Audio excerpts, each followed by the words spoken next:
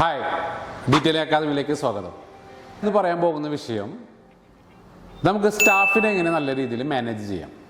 Okay, നമുക്ക് പല staff ഉണ്ടാവും. ചിലപ്പോൾ 2 സ്റ്റാഫ് ഉണ്ടാവും, 3 സ്റ്റാഫ് ഉണ്ടാവും, 5 സ്റ്റാഫ് ഉണ്ടാവും, 6 സ്റ്റാഫ് ഉണ്ടാവും. ഒരു കാർ വാഷ് ആയിക്കോട്ടെ, കാർ ഡീറ്റെയിലിംഗ് ആയിക്കോട്ടെ.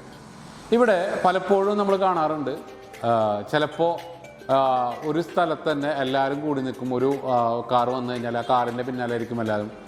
വേറൊരു കാർ വന്നു കഴിഞ്ഞാൽ ചിലപ്പോൾ ഇതിൽ നിന്ന് 2, ഇതിൽ നിന്ന് 3 ആൾക്കാർ. ചിലപ്പോൾ ഇവർ തന്നെ ചിലപ്പോൾ കൺഫ്യൂഷൻ ആവും. അത് കഴിഞ്ഞ് ചിലപ്പോൾ നമ്മൾ അപ്ലൈ ചെയ്യുമ്പോൾ ടയർ ഷൈനിങ് ചെയ്യണ സമയത്ത്, ക്ലീനിങ് ചെയ്യണ സമയത്ത്, മാറ്റ് എടുക്കണ സമയത്ത് ഒക്കെ നമുക്ക് എന്താവും, ചില കൺഫ്യൂഷൻസ് വരാറുണ്ട്. ചിലപ്പോൾ അത് ചെയ്തോ, ഞാനാണോ ചെയ്തത്, അവനാണോ ചെയ്തോ എന്നുള്ളതൊക്കെ കൺഫ്യൂഷൻ വരാറുണ്ട്. ഇവിടെ ജസ്റ്റ് ആ കൺഫ്യൂഷൻ മാറ്റാൻ വേണ്ടിയിട്ടുള്ളൊരു ടിപ്പ് ഞാൻ പറഞ്ഞുതരാം. ഇപ്പോൾ ഉദാഹരണം പറയുകയാണെങ്കിൽ നമുക്കൊരു 4 സ്റ്റാഫ് മിനിമം ഉണ്ടെന്ന് വിചാരിച്ചു. അതായത് വാഷിങ്ങിന് ഉള്ളൊരു സ്റ്റാഫ്, ബാക്കി പുറത്ത് നിൽക്കുന്ന സ്റ്റാഫ്, അങ്ങനെ 4 സ്റ്റാഫ് നമുക്കുണ്ടെങ്കിൽ ആ സ്റ്റാഫിനെ ഓരോ ദിവസവും ഓരോ ലീഡർ എന്നുള്ള രീതിയിലേക്ക് സെറ്റ് ചെയ്യാം. അതായത് ഒരു ദിവസം കാർ വാഷിന് ഒരു ലീഡർ ഉണ്ടാവും. അതുപോലെ തന്നെ കാറിൻ്റെ മാറ്റ് കാര്യങ്ങളൊക്കെ, ഇൻറ്റീരിയർ കാര്യങ്ങൾ ചെക്ക് ചെയ്യാനും അതെടുത്ത് ക്ലീൻ ചെയ്യാനും അതേപോലെ വെക്കാനും ഒരു ലീഡർ ഉണ്ടാവും. ടയർ ക്ലീനിങ്, അതുമായി ബന്ധപ്പെട്ടിട്ടുള്ള ഗ്ലാസ് ക്ലീനിങ്, അത് സെപ്പറേറ്റ് നമുക്ക് സ്റ്റാഫിൻ്റെ എണ്ണം കൂടെങ്കിൽ സെപ്പറേറ്റ് ചെയ്യാം, അതിനൊരു ഇതുണ്ടാവും. 4ാമത്തെ സ്റ്റാഫ് എന്ന് പറയുന്നത് ഷൈനിങ് കാര്യങ്ങൾ അതിന് വേണ്ടിയിട്ട് മാത്രം ചെക്ക് ചെയ്യാൻ.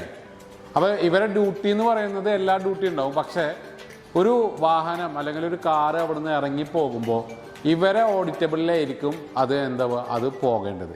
അതായത് ഒരു വാഹനത്തിൻ്റെ ഗ്ലാസ് ക്ലീനിങ് ചെയ്തിട്ടുണ്ടോ എന്നുള്ളത് ചെക്ക് ചെയ്യേണ്ടത് ആരാണോ അന്നത്തെ ലീഡർ, അവനായിരിക്കും അതിൻ്റെ ഉത്തരവാദിത്വം.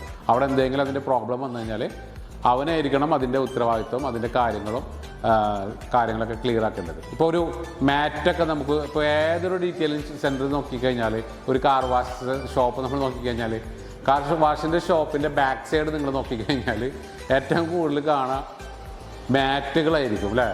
വണ്ടിയിൽ നിന്ന് കാറിൽ നിന്ന് പുറത്ത് വരുന്ന മാറ്റുകളാണ് പലപ്പോഴും മിസ്സാവാറുണ്ട്. അപ്പോൾ ഇത് മിസ്സാവാണ്ടിരിക്കാനും നമുക്ക് ഇത് ഭയങ്കര ഹെൽപ്ഫുൾ ആവും. ഇത് ഓരോ ദിവസം ചേഞ്ച് ചെയ്യണം. ഇപ്പോൾ ഞാൻ ഇന്ന് കാർ വാഷിൽ ആണ് ഹെഡ് ആണെങ്കിൽ, നാളെ ഞാൻ ചിലപ്പോൾ ഈ ഇൻറ്റീരിയറിൻ്റെ ഈ മാറ്റ് കാര്യങ്ങൾ എടുക്കുന്ന ആളായിരിക്കും.